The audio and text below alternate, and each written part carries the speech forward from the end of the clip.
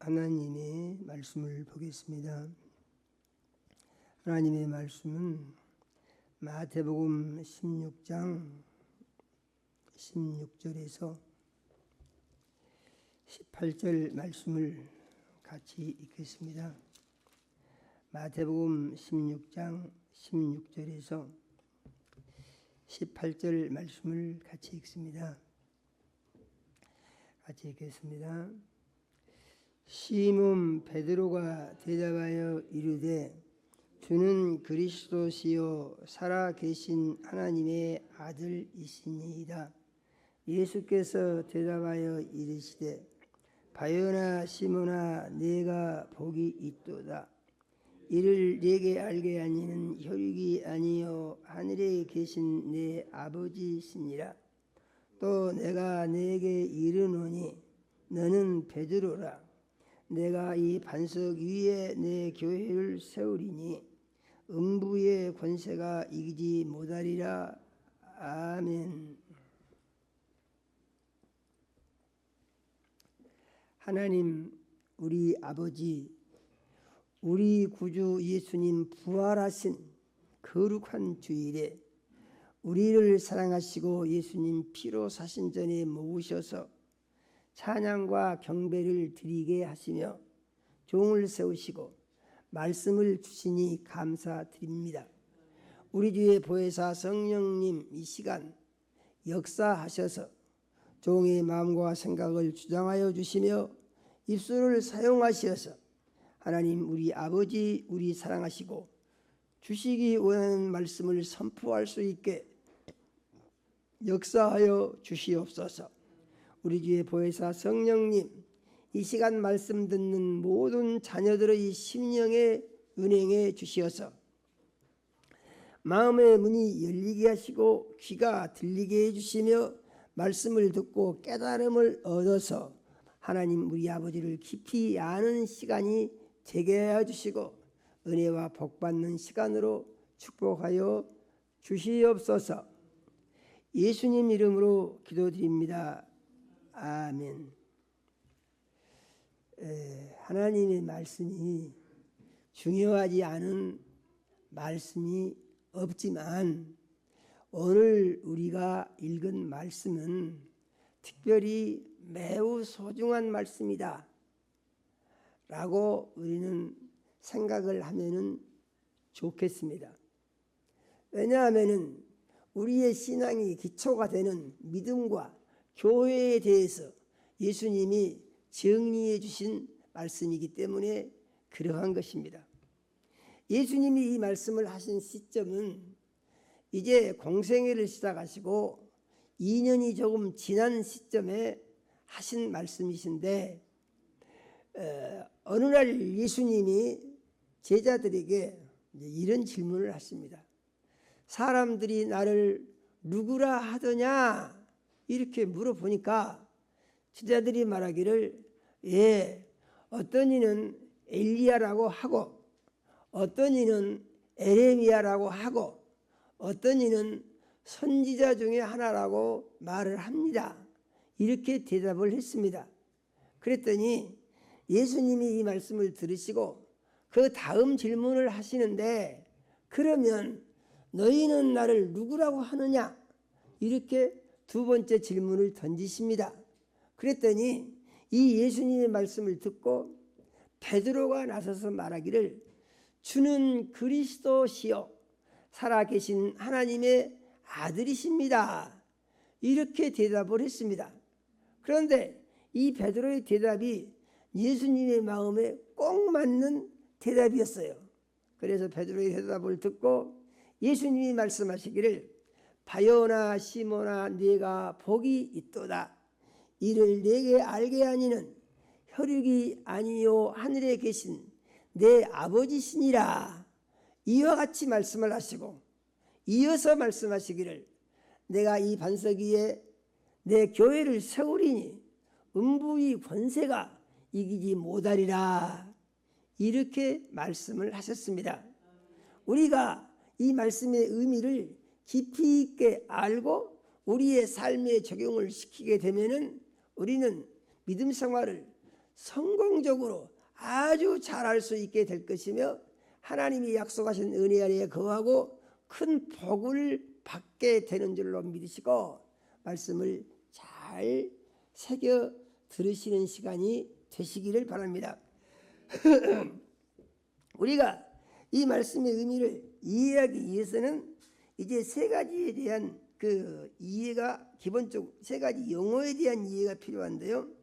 첫 번째는 반석이 무엇인가 하는 거라고, 두 번째는 내 교회라고 말씀하셨는데 교회, 예수님의 교회가 무엇인가 하는 거라고, 세 번째는 음부의 권세에 관한 것입니다. 음부의 권세가 이기지 못하리라고 하셨는데 음부의 권세는 무엇을 의미하는가? 이 세 가지 의미를 우리가 마음속에서 잘 정리해서 알게 되면은 이 말씀의 의미를 바로 알 수가 있고, 이 말씀의 의미를 우리가 바로 알게 되면은 우리의 신앙생활을 성공적으로 하는데 큰 도움이 될 수가 있다. 이렇게 믿으시기를 바랍니다. 먼저 예수님이 말씀하시기를 내가 이 반석 위에 이렇게 말씀을 하셨는데 이 반석에 대한 이해가 모두 틀려요. 그래서 반석이 뭐냐? 베드로가 반석이다. 이런 해석들을 아주 많이 하고 있습니다. 그런데 베드로라는 말은 작은 돌이다 그런 말이지 반석이다 이런 의미는 아닌 것입니다. 그래서 이 베드로라는 말이 반석이라고 하는 해석은 성경하고 잘 맞지 않는다 이러한 얘기죠. 그러면 반석은 무엇을 의미하는가? 그래서 성경을 보니까 구약 성경 사무엘하 22장 32절에 반석을 이렇게 말씀하십니다. 하나님 외에 누가 반석이냐? 할렐루야요. 이 말은 무슨 말입니까? 하나님만이 반석이다 그런 말입니다.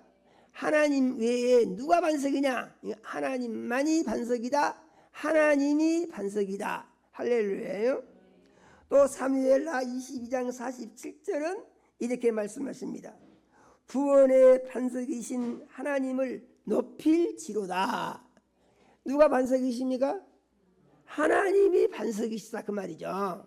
하나님만이 반석이시고 하나님만이 구원을 지켜주실 구원으로 인도하시는 구원의 반석이 되시는다. 그래서 정리를 해보니까 누가 반석이라고요? 하나님이 반석이다. 같이 한번 합시다. 하나님이 반석이다. 하나님이 반석이다. 할렐루야요.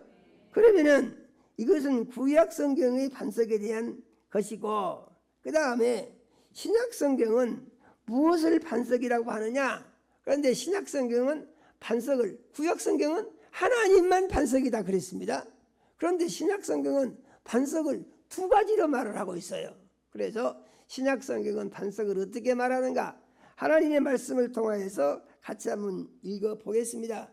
고린도전서 10장 1절에서 4절 말씀을 한번 같이 읽어봅니다. 형제들아, 나는 너희가 알지 못하기를 원하지 아니하노니 우리 조상들이 다 구름 아래 있고 바다 가운데로 지나며 모세에게 속하여 다 구름과 바다에서 침례를 받고 다 같은 신령한 음식을 먹으며 다 같은 신령한 음식을 마셨으니 이는 그들을 따르는 신령한 반석으로부터 마셨음에 그 반석은 그리스도시라. 할렐루야요. 이 보니까 반석이 누구라고요? 그리스도. 이는 다른 말로 하게 되면 예수님이 반석이다 그 말입니다. 할렐루야요. 그래서 예수님이 반석이다. 그러면은 예수님이 반석이라고 하니까 하나님이 반석이라고 했는데 그 말이 안 맞지 않습니까? 또 이런 생각을 할 수가 있는 문제가 있어요. 그런데 그러진 않습니다. 성경은 보니까 아버지의 이름도 예수고 아들 이름도 예수고 성령의 이름도 예수고 그래서 삼위일체 하나님의 이름이 예수다 그랬어요. 그래서 예수님이 반석이라고 하는 것은 하나님이 반석이라고 하는 것하고 틀리지가 않다 이런 얘기죠. 할렐루야. 그래서 누가 반석이냐? 예수님이 반석이시다 이런 얘기죠. 그런데 예수님은 이 반석 위에 내 교회를 세우리니 하고 말씀하셨는데, 여기서 말씀하신 반석은 무엇이냐? 주는 그리스도시요 살아계신 하나님의 아들이십니다 라는 믿음의 고백이 반석이다 이런 얘기예요. 그래서 우리가 주는 그리스도시요 살아계신 하나님의 아들이십니다 라고 우리의 믿음을 고백하면은 우리가 반석이 된다 그런 얘기예요. 할렐루야예요. 우리 같이 한번 해봅시다. 주는 그리스도시요 살아계신 하나님의 아들이십니다. 이 믿음의 고백이 반석이다 그런 얘기죠. 그러면은 여기서 핵심적인 주제가 누굽니까? 주죠. 주가 누굽니까? 예수님이시죠. 그래서 주는 그리스도시요. 그리스도라고 하는 말은 기름 부음을 받은 자, 구원을 받은 자, 구원의 주가 되시는 분, 구원의 주가 되시는 분, 구원의 주를 그리스도라고 한다 이런 말입니다. 그런데 또 다른 이제 반석에 대한 말씀이 있습니다. 마태복음 7장 24절에서 25절의 말씀을 같이 한번 읽어보겠습니다. 같이 읽습니다. 그러므로 누구든지 나의 말을 듣고 행하는 자는 그 집을 반석 위에 지은 지혜로운 사람 같으리니 비가 내리고 창수가 나고 바람이 불어 그 집에 부딪히되 무너지지 아니하나니 이는 주추를 반석 위에 놓은 까닭이요. 할렐루야. 여기서 보니까 뭐라고 말씀하십니까? 예수님의 말씀을 듣고 행하는 자는, 다른 말로 하게 되면은 예수님의 말씀을 듣고 순종하는 자는 그런 말입니다. 예수님의 말씀을 듣고 순종하는 자는, 이 사람은 어떤 사람이냐? 집을 짓는데 반석 위에다가 집을 지은 사람과 같아서 이제 태풍이 불고 큰 비가 쏟아지고 물결이 막 내리치고 해도 이 집은 반석 위에다 지어놨기 때문에 이 집이 흔들리지 않는다 이런 말씀입니다. 할렐루야요. 그런데 그 뒤에 보게 되면은 또 모래 위에 지은 집에 대한 얘기가 나옵니다. 모래 위에 지은 집은 무엇이냐? 말씀을 듣기는 들었는데 자기 마음대로 살아. 자기가 살고 싶은 대로 살아. 자기 마음 내키는 대로 살아. 이런 사람들은 집을 지었는데 모래 위에다가 지어놓은 사람 같아가지고, 이러한 믿음은 창수가 나고 바람이 불고 태풍이 불면은 이게 집이 무너져가지고 흔적이 없어져 버린다 그런 얘기죠. 그래서 이런 믿음은 자기를 구원할 수가 없는 믿음이 된다 이렇게 말씀을 하시는 것을 우리는 믿어야 하는 것입니다. 그러므로 우리의 믿음이 어찌해야 되느냐? 우리의 믿음은 반석 같은 믿음이어야 되는데, 그렇다면은 여기서 말하는 반석 같은 믿음이라고 하는 말은 결과적으로 무슨 의미 믿음을 말하는 것이냐 하는 것인데, 반석 같은 믿음이라는 것은 예수님 같은 믿음을 말하는 것입니다. 하나님 같은 믿음을 말하는 것이에요. 그래서 우리는 믿음 생활할 때 항상 우리는 어떠한 고백을 해야 되냐? 주님, 저는 부족합니다. 더 큰 믿음을 주시옵소서. 할렐루야요. 누가 믿음이 좋다, 그 부족합니다. 왜냐하면 믿음이 아무리 좋아도 예수님과 똑같다고 할 수가 없기 때문에 그런 것이에요. 그러면은 예수님이 우리에게 주신 믿음의 목표는 무엇이냐? 그것은 하나님과 같은 믿음, 예수님과 같은 믿음으로 살라고 우리에게 가르치신 것입니다. 그래서 하나님과 같은 믿음, 예수님과 같은 믿음으로 살기 위해서 어떻게 해야 되느냐? 그래서 아버지의 계명을 지키고 아버지의 말씀을 지키며 절대적인 순종과 복종의 삶을 살아야 된다, 이렇게 말씀을 하시는 것이에요. 그러면은 이 말씀을 듣고 우리가 어떤 느낌을 받아야 되느냐? 우리는 야, 참 좋다, 이렇게 마음속에 느낌을 가질 수 있어야 됩니다. 사람들의 제일 문제는 무엇이냐면은 자기가 하고 싶은 대로 하려고 하는 마음을 가지고 있는 거예요.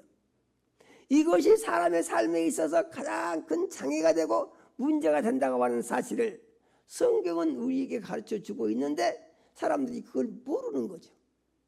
사람들이 자기 생각대로 자기 마음대로 자기 뜻대로 살고 싶은 이 생각을 가지고 있는 것은 무엇을 의미하느냐? 그것은 마귀가 좋아하는 것을 가지고 있는 상태가 그런 상태라고 하나님은 말씀하신 것을 믿어야 합니다. 할렐루야예요. 아유, 그럼 어떻게 삽니까? 사는 방법은 딱 가르쳐줬어요. 사는 방법은. 이런 것은 누가 잘하냐면은 이런 것은 마호메 때가 잘합니다. 거기 이슬람교 사람들은 오직 알라 그러지 않습니까? 그래서 무엇이든지 다 신의 뜻이고 무엇이든지 다 감사하고 신의 뜻이면 무조건 복종해야 되고 그거 아주 강조합니다. 그런데 이 사람들이 잘못한 것이 무엇이냐? 이 사람들이 잘못하는 것은 예수가 그리스도인 것을 부정합니다. 이것은 무슨 얘기죠? 적 그리스도다 그런 얘기죠. 적 그리스도. 그래서 이들은 하나님을 강조하는 것 같지만은 실은 무엇을 의미하느냐? 적 그리스도이기 때문에 사단의 탈을 쓰고 하나님을 가장하는 잘못된 구조를 가지고 있는 것이다 그런 얘기입니다. 우리는 정상적인 그리스도인으로서 어떻게 살아야 되느냐? 예수를 주인 삼고 하나님을 기쁘시게 하는 삶을 우리 삶의 최고의 목표로 여겨야 됩니다. 아니 생각을 해봐요. 우리가 뭔 대단한 사람들입니까? 그런데 하나님이 참 볼품없고 보잘것없는 우리를 살리기 위해서 아들의 목숨을 내놨다는 것이잖아요. 그래서 하나님의 사랑을 성경은 이렇게 말합니다. 우리가 아직 죄인 되었을 때에 그리스도께서 우리를 위하여 죽으심으로 말미암아 하나님께서 우리에 대한 자기의 사랑을 확증하셨느니라 고 했습니다. 그래서 예수 그리스도의 십자가의 죽음은 하나님이 우리를 사랑하신 사랑을 공개적으로 확증시켜서 보여주신 것이다 그 말이죠. 그리고 이 사랑을 받으라고 우리를 부르신 것을 믿어야 합니다. 할렐루야요. 그러면은 하나님이 왜 그렇게 하시는가 하는 것인데 그것은 하나님의 사랑을 받아서 하나님이 약속하신 은혜 아래 복을 받고 가장 중요한 것은 뭐냐면은 이 세상이 말이죠. 이 세상이 어떤 세상이냐 하는 것을 예수 믿기 전에는 전혀 알 수가 없는 거예요. 이 세상이 어떤 세상이냐 알 수가 없어요. 왜 그렇게 몰랐느냐? 저는 그거 알고 싶어가지고 애를 많이 썼어요. 저뿐만이 아니고 그 마귀가 가르쳐준 식으로 알기 위해서 애를 많이 쓴 사람들이 아주 많이 써요. 그럼 그들은 뭘 아느냐? 모르고 죽습니다. 외정시대예요. 외정시대에 이 한국 사람이 일본이 하는 그 고시에 합격을 해가지고 판사가 돼서 재판정에서 판결을 합니다. 그런데 이 사람은 한국인이면서 일본인이 세운 법정에서 한국인들을 판결을 해요. 그래가지고 한국인이면서 이제 일본 사람들이 하는 것을 다 받아들여서 일본 사람들한테 봉급을 받아먹으면서 한국인한테 벌 주는 일을 한다 그런 말이죠. 근데 이 사람이요 어느 날 독립군을 재판을 하게 됐어요. 독립군. 그래가지고 독립군이 잡혀가지고 와서 형을 선고해야 되는데 일본인 판사니까 판결을 어떻게 되겠습니까? 일본 법대로 판결을 해야죠. 그러지 않겠어요? 그래서 이 판사가 이 한국인에게 무서운 중형을 내립니다. 그러니까 이 독립군을 하던 이 잡혀온 한국인이 이 판사에게 뭐라고 하냐면은 너는 한국인으로서 일본의 개노릇을 하면서 조국의 독립을 위해서 싸우는 나에게 벌을 주느냐? 개만 떠보단 자식이다. 이렇게 법정에서요 사정없이 질타를 하는 거예요. 그런데요 이 사람은 이 말을 듣고 충격을 받았어요.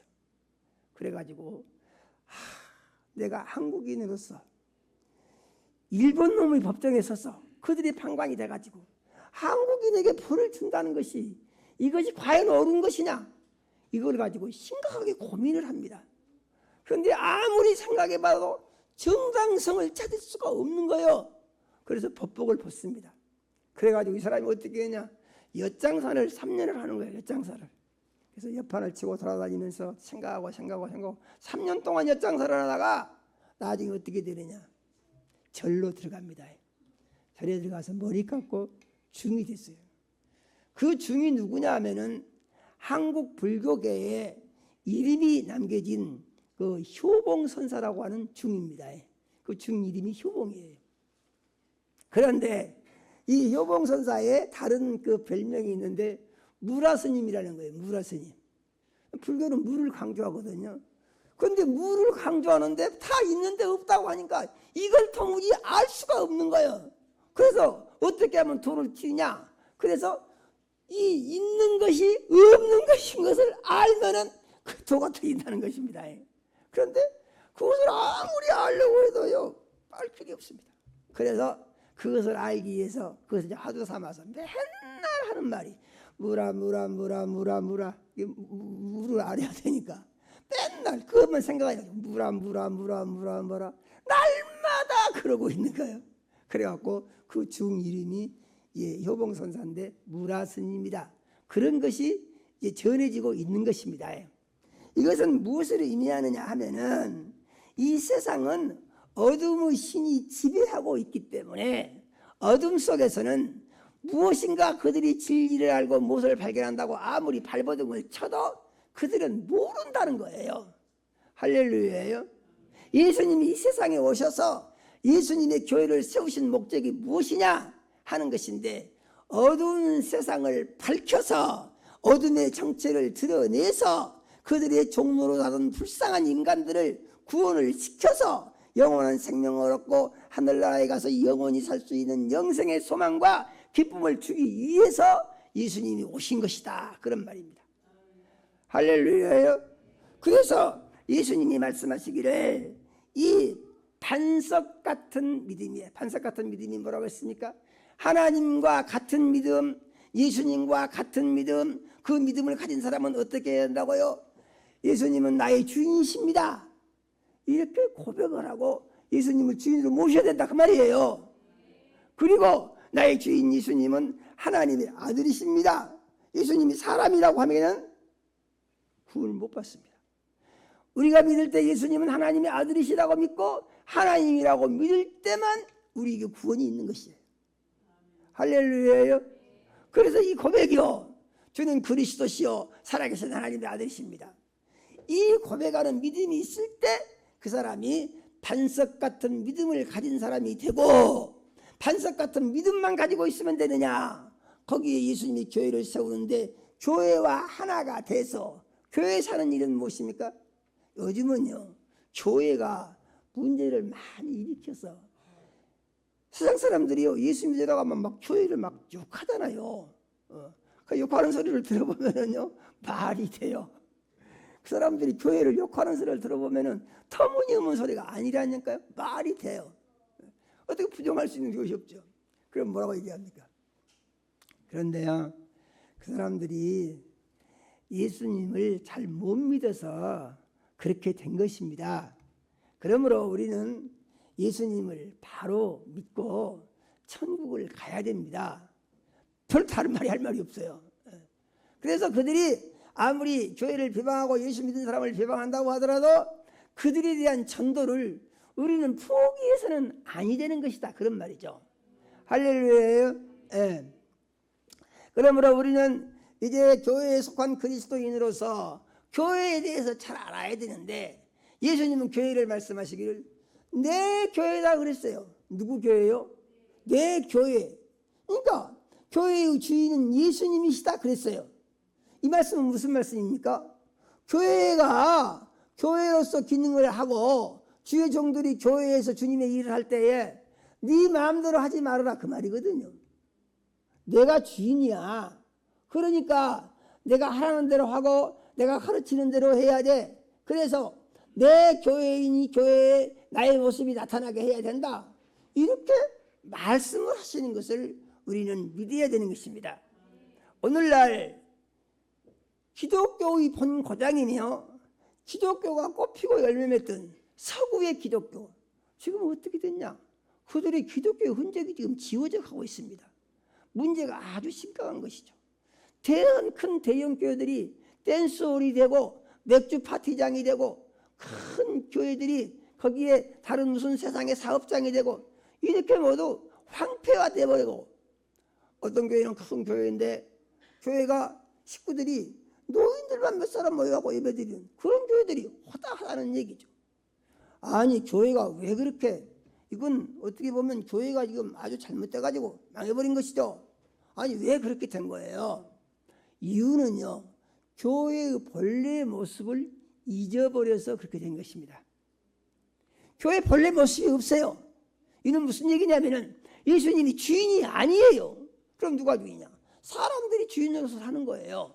뭘 가지고 사람이 주인 노릇을 하냐? 그들이 좋은 머리로 연구했던 신학을 바탕으로 해가지고 신학을 가르치고 인간적인 신앙을 가르침으로 말미암아서 교회의 본래 모습은 없어지고 성령의 역사는 없어지고 하나님의 능력은 사라지고 사람을 좋은 대로 하다 보니까 하나님이 없는 교회가 어떻게 교회의 모습을 드러낼 수 있으며 교회의 능력을 경험할 수가 있겠습니까? 그래서 교회들이 막 다 무너져 버린 거예요.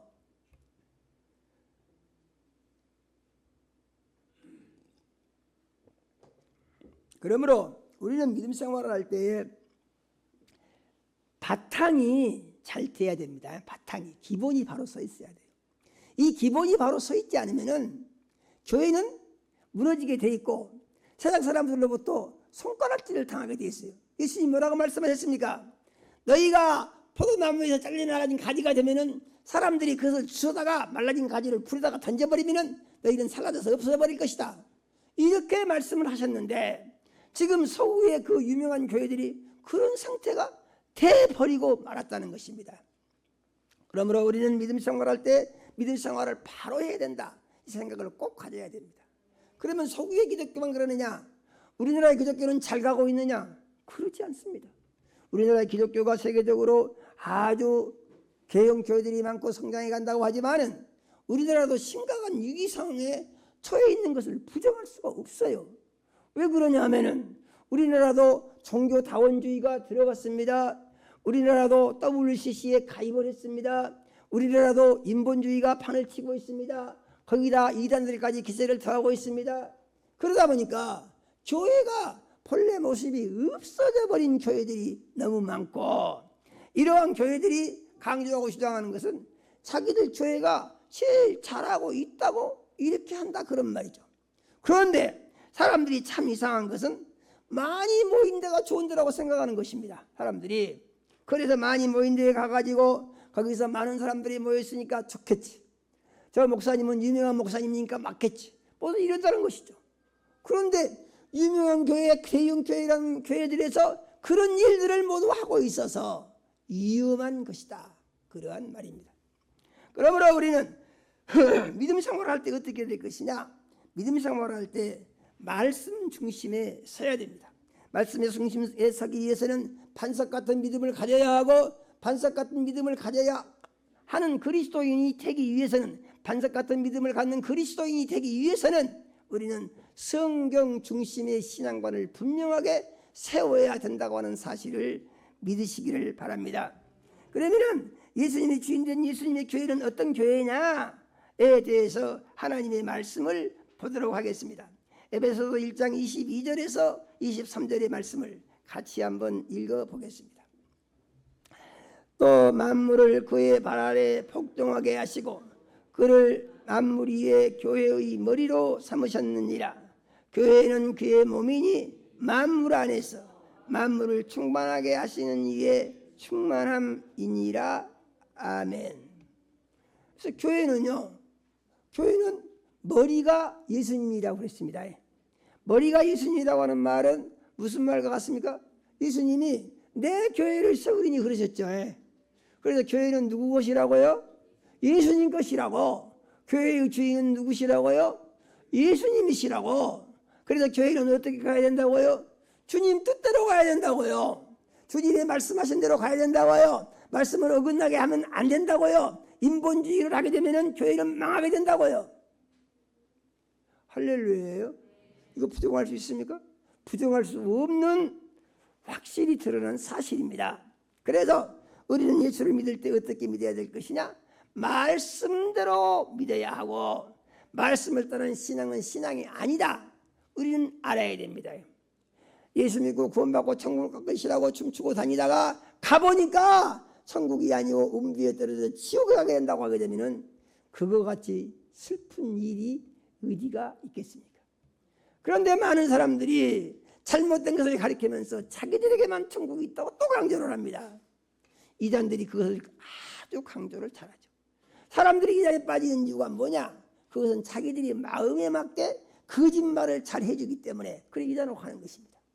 우리는 진실을 받아들여야 합니다. 진실이라는 게 뭐냐? 하나님께서 무슨 일을 하실 때 항상 성경을 근거로 하나님은 하시고, 하나님은 하나님의 말씀으로 하나님을 부정하지 않습니다.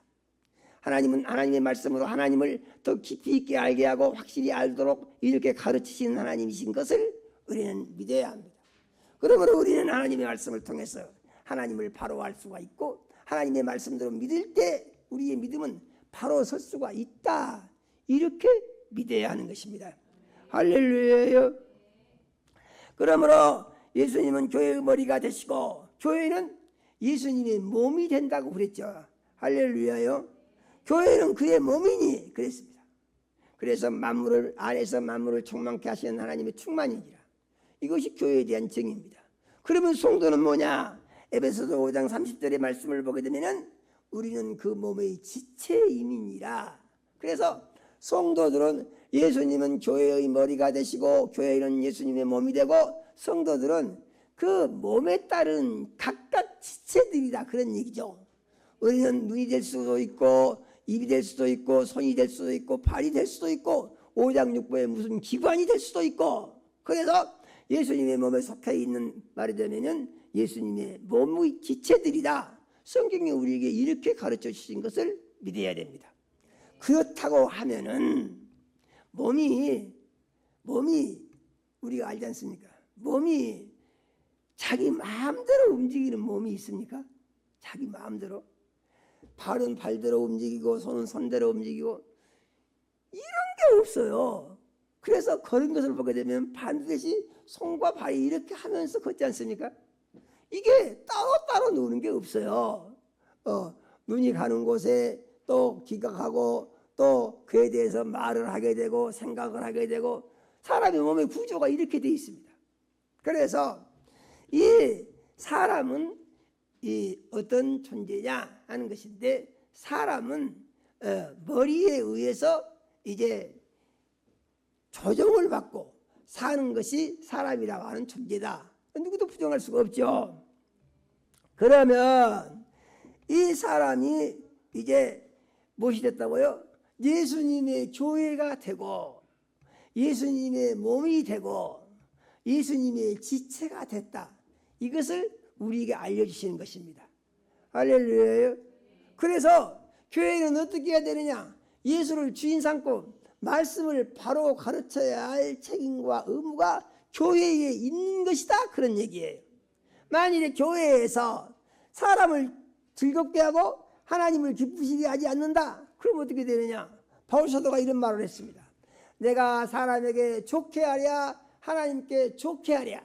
내가 사람의 기쁨을 구하랴. 내가 사람의 기쁨을 구하는 것이면은 그리스도의 종이 아니니라 그랬습니다. 그래서 교회가 하는 일은 무슨 얘기냐? 하나님을 기쁘시게 해야지 사람에게 만족을 주기 위한 목적으로 교회에서 무엇을 하면은 안 된다. 성경은 이렇게 말하는 것입니다. 그러면 믿음은 무엇이냐? 믿음은 자기를 복종시켜서 하나님의 말씀에 순종함으로 말미암아 하나님이 주신 은혜 아래 복을 받고 거기서 기쁨을 누려야 된다는 것이죠. 사람들이 언제 행복합니까? 행복의 첫 번째 조건은 다 똑같아요. 건강해야 됩니다. 할렐루야예요. 몸이 건강해야 돼요. 몸이 건강해야 그 다음에 무슨 일할 생각도 나고 어떤 좋은 생각도 들고. 그런데 몸이 병들어 가지고 죽게 되면은 사람들이 낙심을 하고 힘들어하고 쓰러지고 넘어지고 그러죠.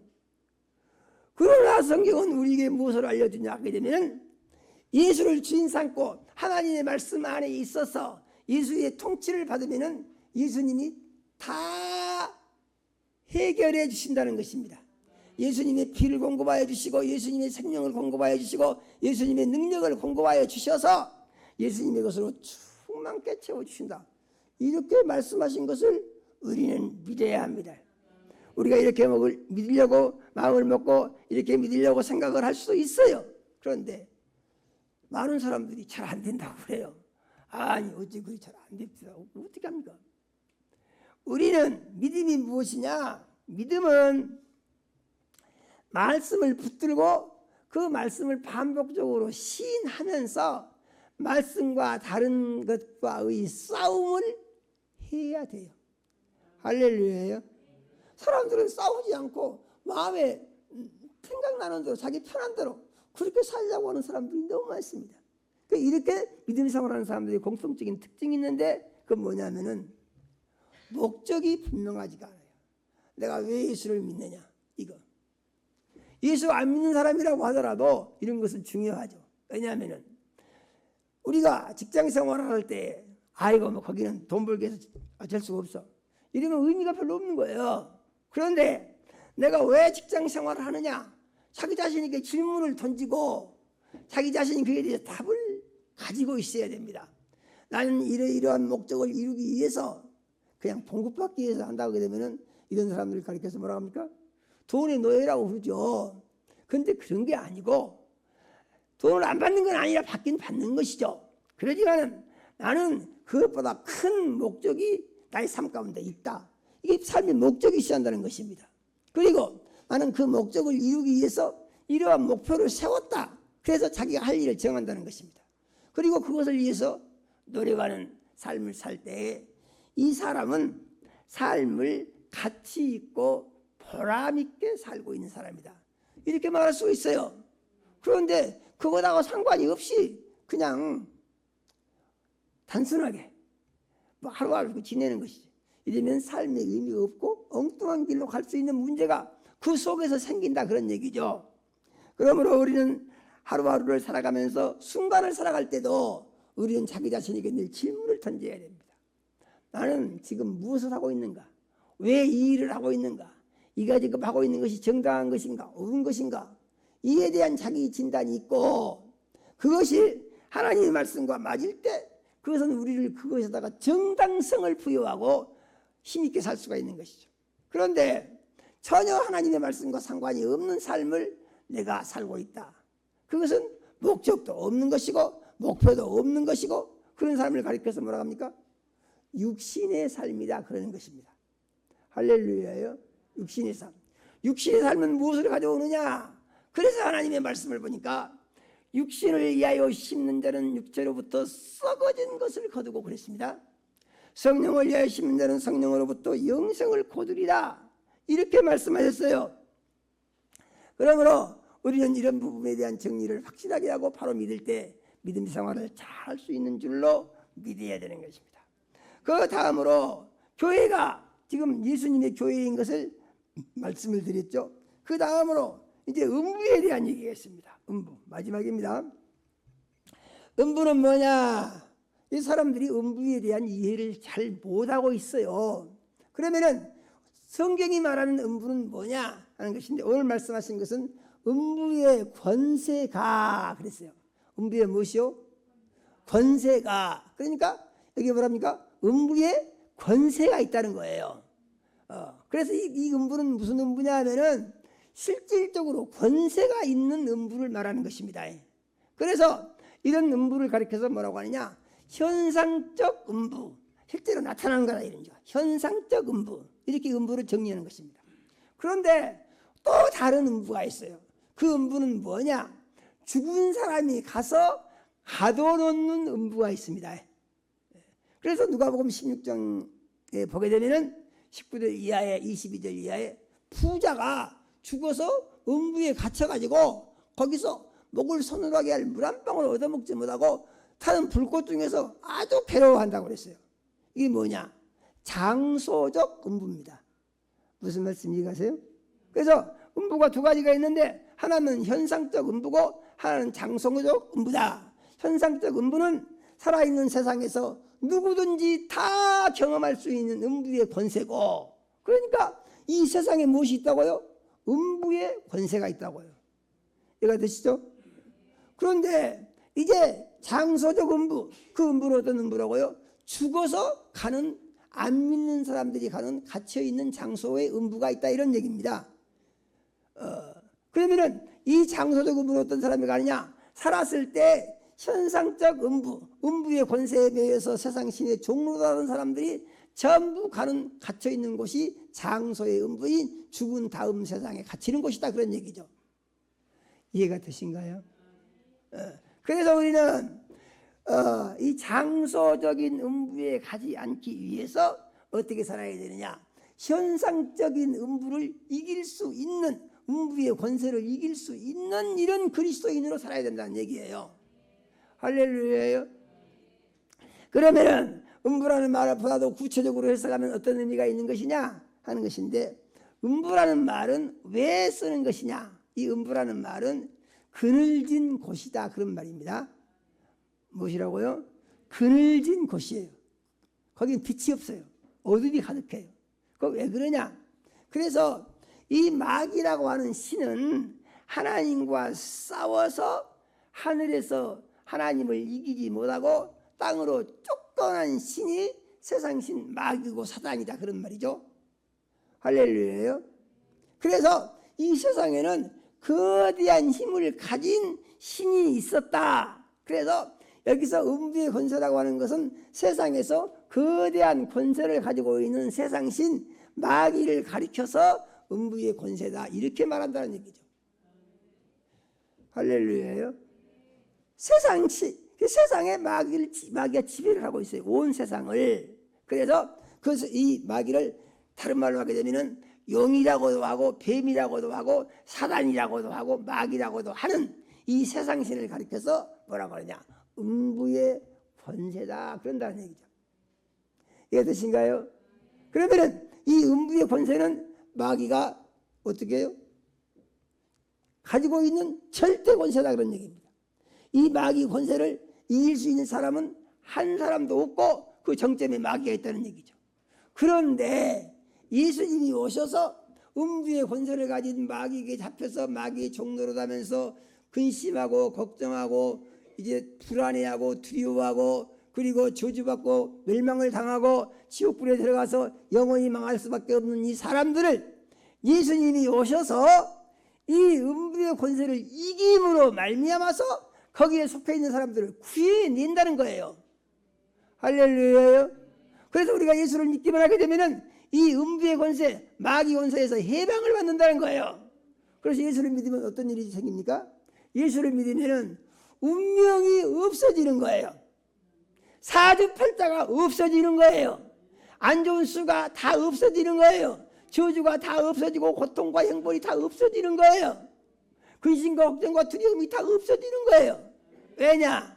예수님이 예수 안에 들어오면은 음부의 권세를 가진 세상신이 예수 믿고 구원받은 예수님 안에 들어온 하나님의 자녀들을 건드릴 수 없도록 보호를 해주시기 때문에, 그래서 음부의 권세가 이 예수님의 몸된 교회, 예수님의 몸된 교회에 속한 사람들을 건드릴 수도 없고 이길 수도 없는 상태에 들어가게 되는 것이다 하는 사실을 우리는 믿어야 합니다.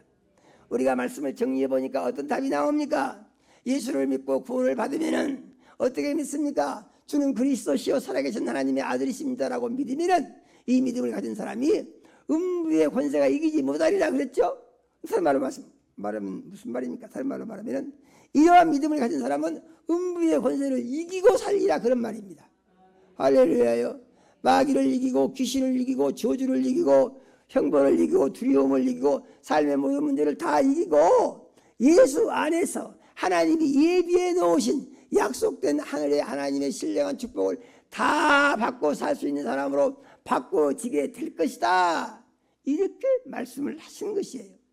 그러면 우리가 이 하나님의 말씀을 경험하는 삶을 살기 위해서 어떻게 살아야 될 것인가 하는 것인데, 성경이 우리에게 답을 보여주고 있습니다. 주는 그리스도시요 살아계신 하나님의 아들이십니다. 이렇게 믿고 이 믿음을 고백하면서 예수를 주인 삼고 예수 안에서 예수 그리스도의 몸된 교회의 지체가 되어서 예수님을 머리 삼고 예수님께 순종하여 살면은 이 삶이 모든 삶의 문제를 다 이길 수 있는 삶으로 바꿔진다는 것이에요. 마귀도 이길 수가 있습니다. 귀신도 이길 수가 있습니다. 근심 걱정도 이길 수가 있습니다. 저주를 이길 수도 있고 형벌을 두려울 수도 있습니다. 두려움을 이길 수가 있습니다. 모든 질병의 고통도 다 이길 수가 있습니다. 그래서 예수님이 죽은 나사로를 살려내신 것과 같이 죽은 자도 살아날 수 있는 기적을 경험할 수 있는 능력이 있는 그리스도인으로 살 수 있게 된다라고 우리는 믿어야 하는 것입니다. 우리가 이와 같은 믿음을 가지고 살게 되면은 이 믿음을 가진 사람은 복 있는 사람이다. 할렐루야요. 복 있는 사람이다. 이 믿음으로 살려고 하니까 늘 우리에게 찾아오는 것이 무엇입니까? 그런 생각하지 말라는 지의 유혹이 끝없이 옵니다. 그런데 믿음을 가진 사람은 이 믿음을 계속 고백해야 됩니다. 주는 그리스도시요 살아계신 하나님의 아들이십니다. 예수님은 나의 주인이시요 나의 주인이신 예수님은 하나님의 아들이십니다. 나는 이 예수님을 나의 주인으로 모시고 섬기고 삶으로 말미암아서 나는 반석 같은 믿음의 사람이 되었고 반석 같은 교회의 후성원이 되었고, 그러므로 말미암아서 이 믿음 안에서 하나님 우리 아버지께서 약속하신 복을 받고 하나님의 영광에 이를 수 있는 능력이 있는 그리스도인으로 내가 변화받은 것을 믿습니다. 이와 같이 믿음을 고백하시고 이 믿음 안에서 항상 마귀와 귀신의 세력을 이기고 세상의 마귀의 모든 그 고통을 다 이기고 저주를 이기고 어둠을 이기고 사망의 권세를 이기고 승리함으로 말미암아서 우리의 삶 가운데 하나님의 약속의 말씀만이 이루어지는 반석인 그리스도 예수 그리스도와 함께 세상을 이기는 사망 권세를 이기는 능력 있는 그리스도인으로 살리라고 다짐하는 시간이 되시기를 예수 이름으로 축원합니다. 하나님 우리 아버지, 이 시간 우리 사랑하시고 생명 말씀 주셔 감사드립니다. 하나님 우리 아버지, 우리가 예수 믿고 구원 받은 것은 하나님 우리 아버지께서 아들 예수님을 보내셔서 우리 죄를 대신 지고 죽으시고 부활하셨기 때문인 것을 믿습니다. 우리가 예수를 주인 삼고 예수 안에서 하나님 우리 아버지 이제 반석 같은 믿음을 가지게 해 주시고 이 믿음으로 음부의 권세를 이기게 해 주시고, 그러므로 이 믿음의 열매로 늘 승리하는 삶을 살아갈 수 있도록 은혜 주시고 축복하여 주시옵소서. 예수님 이름으로 기도드립니다. 아멘.